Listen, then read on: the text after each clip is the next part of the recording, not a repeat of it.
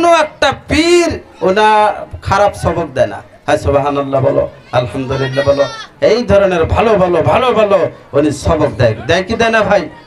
ইলম সম্পর্কে অনেক কথা আমার ভাইয়েরা, আমার বন্ধুগণ, বলা হয়েছে আল্লাহর কোরআনের জ্ঞান, আল্লাহর ওহীর জ্ঞান, এত জ্ঞান মহান আল্লাহ রাব্বুল আলামিন বলেন, এই জ্ঞানবান কোরআনের দিকে যে ফিরে আসবে, এই জ্ঞানবান কোরআন এবং হাদিসের যে ব্যক্তি মান্য করেওয়ালা হয়ে যাবে, যত বেমারি হোক না কেন তার আত্মার রোগের শিফা হয়ে যাবে। কোন সুবহানাল্লাহ।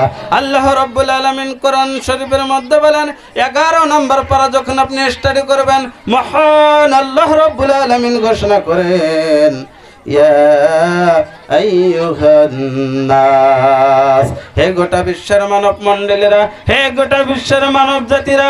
এখানে শুধু মুসলমানকেই বলে নাই, কোরআন শুধু মুসলমানের জন্য আসে নাই, কোরআন গারো, রাভা, খ্রিস্টান, কোচ, ব্রাহ্মণ সব জাতির জন্য, হিন্দু ধর্মের জাতির জন্য, গারো, রাভা, খ্রিস্টানের জন্য, সব জাতির জন্য কোরআন শরীফ এসেছে। কোন সুবহানাল্লাহ। আল্লাহ রাব্বুল আলামিন বলেন, قد جاءتكم موعظة من ربكم, তোমার পক্ষ, তোমার রবের পক্ষ থেকে যা এসেছেন কোরআন শরীফ, তোমার রবের পক্ষ থেকে যা এসেছেন উত্তম নসিহত, উত্তম নসিহত। কোরআনের দিকে যদি কোনো মানুষ অগ্রসর হয়, কোরআনের দিকে মানুষ যদি কোনো মানুষ ফিরে আসে, গারো হোক, রাভা হোক, খ্রিস্টান হোক, যে কোনো জাতি হোক না কেন, কোরআনের দিকে ফিরে আসার সাথে সাথে আল্লাহ রাব্বুল আলামিন বলেন, ওয়াশিফাউল লিমা ফিস সুদূর, তার আত্মার রোগের বেমার শেফা হয়ে যাব। ওয়াহুদাও ওয়া রাহমাতুল লিল মুমিনিন, মুমিনের জন্য কোরআনটা হেদায়েত এবং রহমত। কোন সুবহানাল্লাহ। আমার ভাইরা, আমার বন্ধুগণ, কোরআনের মধ্যে অনেক কিচ্ছা আছে কিনা ভাই? ইউসুফ জুলেখার কিচ্ছা আছে কোরআনের মধ্যে, মুসা নবীর কিচ্ছা আছে, নারীদের নিয়ে কিচ্ছা আছে, মহিলাদের নিয়ে কিচ্ছা আছে, সমাক্রসা নিয়ে কিচ্ছা আছে, পিঁপড়া নিয়ে একটা ঘটনা আছে, সৈন্য সিপাহী নিয়ে ঘটনা আছে। এ টু জেড কোরআন শরীফের মধ্যে আপনি সব কিছু পেয়ে যাবেন। কোন সুবহানাল্লাহ। আল্লাহ রাব্বুল আলামিন বলেন, ওয়া ইবাদুর রহমানিল্লাযীনা ইয়ামশুনা আলাল আরদি হাওনা, এই জমিনের মধ্যে তোমরা ধর্প ভরে চলিও না, এই জমিনের মধ্যে তোমরা অহংকার করিও না, এই জমিনের মধ্যে তোমরা অহংকার যদি করো রে বান্দা, তোমাদেরকে রাজপথের দিকে নিয়ে ফকির পর্যন্ত আমি নামায় দিতে পারি। কথা কান ঠিক কিনা? যেমন ইব্রাহিম নবীর জামানায় নমরুদ বাদশাকে, মানুষকে নমরুদ বাদশাকে কোথার থেকে কোথায় নামাইছিল আমরা সবাই তো জানি। নমরুদ বাদশা এরকম সাইনবোর্ড লাগাই দিছিল যে আমার বাড়িতে যে ব্যক্তি ঢুকবে 2টা করে সেজদা মারতে হবে। আমি নমরুদ নিজেই খোদা, খোদা বলে দাবি করেছিলেন নমরুদ বাদশা। আমার ভাইয়ের, আমার বন্ধুগণ, এমন আল্লাহ রাব্বুল আলামিন একটা সিপাহী সৈন্য বানাইলেন, একটা ল্যাংড়া মশার দ্বারা নমরুদ বাদশাকে খতম করিয়া দিছে। বড় লম্বা কিচ্ছা, ওই দিকে যাই না। নমরুদ বাদশা লাস্টে সাইনবোর্ডটা টানায় দিছিল যে আমার বাড়িতে ঢুকতে হলে 2টা করে সেজদা মারতে হবে।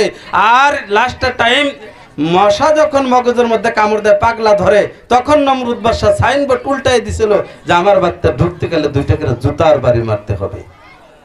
আল্লাহ রাব্বুল আলামিন বাদশার থেকে ফকির বানাইতে পারে, ফকিরের থেকে বাদশা বানাইতে পারে। কথা বলেন ঠিক কিনা? আমার বন্ধুগণ, আমার ভাইরা, বাদশা সুলাইমান আলাইহিস সালাম আপনারা নিশ্চয় শুনছেন, সারা গোটা পৃথিবীর উনি বাদশা ছিল। বাদশা সুলাইমান পয়গম্বর। এবার উনি ঘটক পাঠাইলেন যে আমি বিবাহ করব। ভালো করে শুনবেন ভাই। বাদশাহ সুলাইমান বলতেছে যে ঘটককে বলতেছে, ঘটক সাহেবা তুমি জায়গায় জায়গায় জায়গায় জায়গায় পোস্টার টানাইয়ে দাও, আমি বাদশাহ সুলাইমান বিবাহ করব। এক জাইলানের বেটি বলতেছে, মা গো মা, আমি বাদশাহ সুলাইমান পয়গম্বরকে আমি বিবাহ করব। মায়ের বেটিকে রাগ করতেছে, তুই একটা সাধারণ ঘরের বেটি, জাইলানের বেটি, তুই যদি বাদশাহ, সারা পৃথিবীর বাদশাহ সুলাইমান পয়গম্বর একে যদি তুই বিবাহের প্রস্তাব দেস, ওগো মা, তোমাকে বাদশাহ কতল করতেও পারে, এই প্রস্তাব তুই দিস না মা। সমস্ত পুরুষরা ঘটক পাঠায় মেয়ের কাছে, কথা বলেন ঠিক কিনা? এইবার জাইলানির একটা বেটি আছে, গরিব ঘরের বেটি, উনি প্রস্তাব দিলেন যে বাদশাহ সুলাইমানকে বিবাহ করবে। বাদশাহ সুলাইমান আলাইহিস সালাম ঘটক সাহেবকে বললেন যে জাইলার বেটি হইল একটা জমিন, আর আমি বাদশাহ সুলাইমান হইছি আসমান, জমিন কি আসমান ছুঁইতে চায় নাকি? বলবে না নাই? সারা পৃথিবীর বাদশা, রব সম্পদ, কোনো দিকে না যায় নাই। আমার ভাইরা, আমার বন্ধুগণ, খারাপ লাগতেছে, বন্ধ করে দেবো নাকি? তাহলে অ্যাটেনশন দিয়ে শোনেন। আমার ভাইরা, আমার বন্ধুগণ, বাদশাহ সুলাইমান আলাইহিস সালাম এবার অহংকার করলেন। অহংকার করার পরে আল্লাহ রাব্বুল আলামিন বাদশাহ সুলাইমানকে বাদশাহী তখ্ত থেকে কোথায় নামায় এনে অল্প সরেন। আমার ভাইরা, আমার বন্ধুগণ, বাদশাহ সুলাইমান আলাইহিস সালামের মজেজা ছিল হাতের একটা আংটি, কিন্তু মুসা নবীর মজেজা ছিল হাতের একটা আশা। দাউদ নবীর মজেজা ছিল হাতের মধ্যে লোহা, উনি মোমের মতো করে কটারি বানাইতে পারে, দাও বানাইতে পারে, অস্ত্র বানাইতে পারে। এক একটা নবীর হাক একটা মজেজা দিয়েছিলেন। আমার আপনার বিশ্বর নবীর মজেজা দিয়েছিলেন যে 40 বছর থেকে নিয়ে 63 বছর পর্যন্ত ঘুমাইছে মজেজা, নিঃশ্বাস নিছে মজেজা, পায়খানা করছে মজেজা, পেশাব করছে মজেজা, সব কদমে কদমে তার মজেজা। বিশ্বের নবী পায়খানা করতো, সাহাবারা পায়খানা ফালাই দিবার জন্য গেছে, যা দেখে পায়খানা নাই, জমিনকে জিজ্ঞাসা করছে ওমর ফারুক রাদিয়াল্লাহু তাআলা আনহু যে এই পায়খানা কোথায় গেল? জমিনে জবাব দিয়ে দিছে যে আমি বিশ্বের নবীর পায়খানাকে আমি খায়া ফেলাইছি। সুবহানাল্লাহ বলবেন না? একবারে বিশ্বের নবী তাবু টানাইলেন, রাত্রি হয়ে গেল, পেশাব লাগিয়ে গেল। এবার একটা লোটার ভিতরে পেশাব করলেন, বাহিরে বড়লাই তো বিপদ, তীরন্দাজরা তীর মারে বিশ্বের নবীকে খতম করেও দিতে পারে। হযরত সাল্লাল্লাহু আলাইহি সাল্লাম ওই তাবুর ভিতরে, সব সাহাবারা ঘুমায় গেছে, তাবুর ভিতরে বিশ্বের নবী একটা লোটার ভিতরে পেশাব করিয়ে দিল, পেশাব করে এক কোণায় রাখিয়ে দিল। তারপরে বিশ্বের নবী ওযু করে ঘুমাইলো। এক সাহাবা, ওনার পানি পিপাসা লাগছে, ঘুমের থেকে শয়তান হইছে, জাগ্রত হইছে। ঘুমের থেকে জাগ্রত হওয়ার পর ওই সাহাবা বলতেছে আমি পানি খাবো, পানি কোথায় পাই? পানি তো নাই। যেখানে পানি আছিল বিশ্বের নবী ওযু করিয়া শেষ করিয়া দিছে। দেখে কানিতে একটা লোটা পড়িয়া আছে, লোটার ভিতরে দেখে একটু পানি, বিশ্ব নবী পেশাব করে দিয়েছিল, লোটার পানিটুকু ওই সাহাবা বিসমিল্লাহ বিলা পান করিয়া দিছে।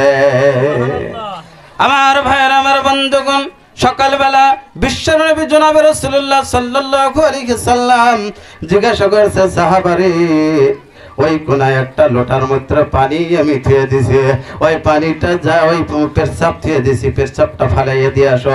ও গো নবী, আমি পেশাবটা পানি আমি তো জানি না, আমি পানি বিলই লোটার পানি পেশাবটুকু পান করে দিছি।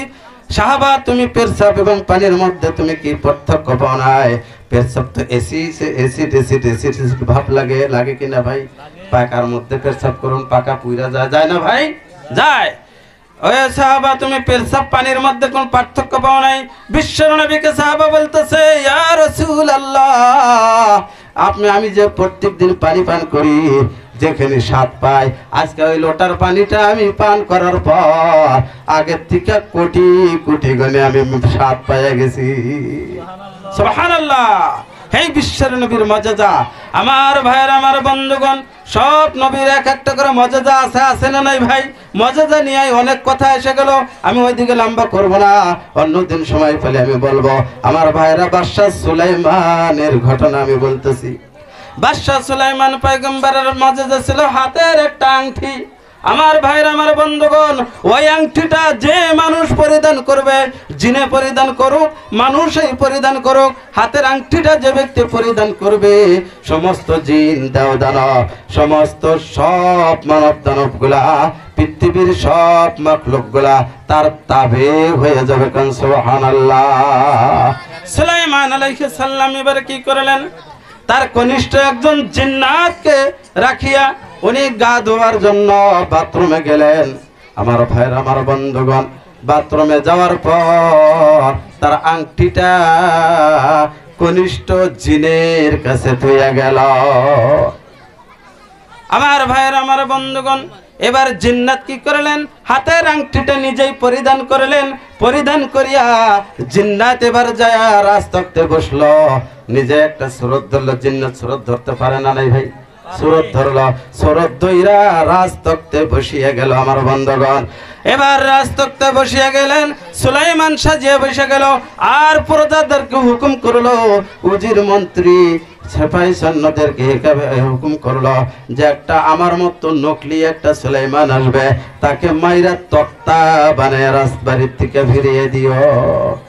ওই যে সুলাইমান, অরিজিনাল সুলাইমান, উনি তো এখন হাতের আংটি নাই, মানে জিন্নাত কি করছে, হাতে দিয়ে সুলাইমান সাজছে, সুলাইমান সাজা রাজতক্ত বসে, আর ওখানে উনি কি করছে, অরিজিনাল সুলাইমান আসার পরে পরে রাজতক্ত দাবি করছে, আর সব প্রজারা তা সব মন্ত্রীরা কি করছে, তাকে উজির নাজিররা সেপাই সৈন্যরা পিটাইয়া তক্তা বানায়া এক নদীর তীরে নিয়ে থুয়ে আসলো। আমার বন্ধুগণ, আমার ভাইয়েরা, এবার সুলাইমান আলাইহিস সালাতু সাল্লাম অজ্ঞান হয়ে গেলেন, পানি বর্ষিত হইতে লাগলো, সুলাইমানের লাশটা পানিতে ভাসিয়া ভাসিয়া যাইতে লাগলো। আল্লাহর পয়গম্বর আল্লাহ যে কোনো হালাতে বাঁচায় রাখে কিনা ভাই? মাছের পেটে ইউনুস নবীকে বাঁচায় রাখছিল না 40 দিন পর্যন্ত। জাকারিয়া আলাইহিস সালামকে গাছের ভিতরে যা বাঁচায় রাখছিল, তারপর করাতে ভালো হইল। অনেক লম্বা কথা, আমি ওইদিকে যাব না। সুলাইমান আলাইহিস সালামকে মাইরা তক্তা বানায়া নদীর পারে যখন থুয়ে আসলেন, নদীর পারে দিয়া পানি বর্ষিত হইয়া ভাসতে ভাসতে ভাসতে ভাসতে ভাসতে ভাসতে সুলাইমান আলাইহিস সালাম ভাটি দেশ ফেলে রওনা হয়ে গেল। আমার ভাইরা, আমার বন্ধুগণ, ওই যে জাইলানের বেটি যে প্রস্তাব দিছিল বিবাহের জন্য, ওই ঘাটে যায় সুলাইমানের লাশটা ঠেকিয়ে গেল। জাইলা মানুষের লাশ পাইয়া, এত সুন্দর একটা লাশ, উনি লাহে লাহে লাহে লাহে ওখান থেকে উঠায় নিয়ে বালুর সারে নিয়ে গেছে। তারপর লাখে লাখে লাখে লাখে ওনার জ্ঞান ফিরে গেছে। আমার বন্ধুগণ, আমার ভাইরা, সুলাইমান আলাইহিস সালামের যখন জ্ঞান ফিরিয়ে আসলেন, তাকে জিজ্ঞাসা করা হইল, তোমার বাড়ি কোথায়, তোমার নাম কি, তোমার ঠিকানা কি? সুলাইমান পয়গম্বর আর শুদ্ধ কথা বলতেছে না। এবার যদি আমার সঠিক পরিচয় দিই যে আমি বাদশা সুলাইমান, তাহলে এইবারের মতো আমাকে আবার মার খাইতে হবে। একটু জিকির করি, লা ইলাহা ইল্লাল্লাহ, জোরে লা ইলাহা ইল্লাল্লাহ, লা ইলাহা ইল্লাল্লাহু মুহাম্মাদুর রাসূলুল্লাহ সাল্লাল্লাহু আলাইহি ওয়াসাল্লাম। আমার ভাইয়ের, আমার বন্ধুগণ, সুলাইমান পয়গম্বরকে এবার জালে বাড়িতে নিয়ে গেলেন। বাড়িতে নিয়ে যায় খানা পিনা করাইলো, আর পরিচয় উনি দিল না। ওই সুলাইমান পয়গম্বর জাইলার বাড়িতে প্রায় 1 বছর থাকলো। কিছুদিন অতিবাহিত হওয়ার পর জাইলা সুলাইমান আলাইহিস সালামকে নগে করে সঙ্গে নিয়ে মাছ ধরতে গেল। নদীতে জাল ফেলায়, অন্যদিন যা মাছ ধরে, আজকে সুলাইমান পয়গম্বরকে সাথে নিয়ে গেছে। জাইলা মাছ ধরবার যায়, অনেক মাছ পাইয়া গেল। আমার বন্ধুগণ, অনেক মাছ পাইল, মাছ এত পাইল নাও বোঝাই হয়ে গেল। আমার বন্ধুগণ, সুলাইমান আলাইহিস সালামকে নগে নিয়ে গেছে। এইবার জাইলা লাহে লাহে লাহে লাহে মাছ বেশি করে পাইতে পাইতে পাইতে পাইতে এবার জাইলা ধনী হয়ে গেল। 1 বছর পর সুলাইমান পয়গম্বরকে বলতেছে, ও একটা নামকরণ দিয়ে ডাকতেছে, আর বলতেছে, ভাই তুমি বিবাহ করিয়া নাও, আপনার জন্য একটা পাত্রী আছে, আপনাকে বিবাহ দিতে চায়, আপনার প্রস্তাবে রাজি আছেন না নাই? পাত্রীর নামটা কি, তার ঠিকানা কোথায়? কয় আমার একটা মেয়ে আছে, আমার বেটির সাথে তোমার বিবাহ দিতে চাই। আমার ভাইয়ের, আমার বন্ধুগণ, এইদিকে থাক, ওইদিকে লম্বা, আমি ওইদিকে আর একটা ডাল বাহির করে নিয়ে আসি। সুলাইমান যে একটা নকলি সুলাইমান, জিন্নাত একটা নকলি সুলাইমান সাজিয়ে থাকলো কিনা ভাই?